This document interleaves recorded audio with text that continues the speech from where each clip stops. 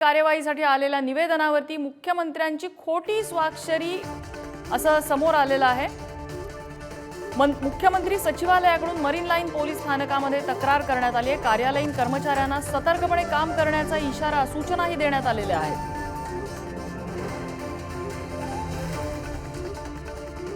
एक निवेदन आलेलं होतं मुख्यमंत्री कार्यालयासाठी आणि त्यावरती मुख्यमंत्र्यांची खोटी स्वाक्षरी असल्याचं समोर आलेलं आहे। मुख्यमंत्री सचिवालयानं या संदर्भात मरीन लाईन पोलीस ठाण्यामध्ये तक्रार दिली आहे। निखिल चव्हाण आपल्याला अपडेट देतात। निखिल, प्रकार नेमका काय आहे, कसलं निवेदन होतं?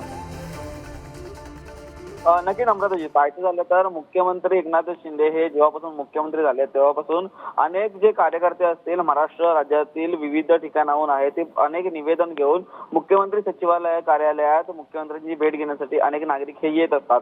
परंतु प्रत्येकाची भेट आहे ती मुख्यमंत्र्यांची होतेच अशी गोष्ट नाहीये। तर काही वेळा हे जे निवेदन आहे ते सचिवालय कार्यालयामध्ये सोडावं लागतं। तिथून त्या संपूर्ण निवेदनाचा आहे तो पाठपुरावा नागरिकांना असेल कार्यकर्त्यांना असेल तो करावा लागतो। परंतु अशा गोष्टीमध्ये काही निवेदन असतात ज्या निवेदनामध्ये पाठपुराव्याची गरज असते, त्यामुळे काही निवेदन आहेत ते मागे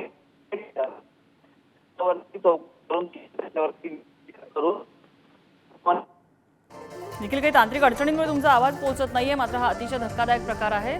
मुख्यमंत्र्यांची खोटी स्वाक्षरी निवेदनावरती आल्याचं समोर आलंय आणि या संदर्भात आता पोलीस स्टेशनमध्ये तक्रार करण्यात आली आणि तपासात हा संपूर्ण प्रकार नेमका काय आहे हा उघड होईल अशी अपेक्षा आहे।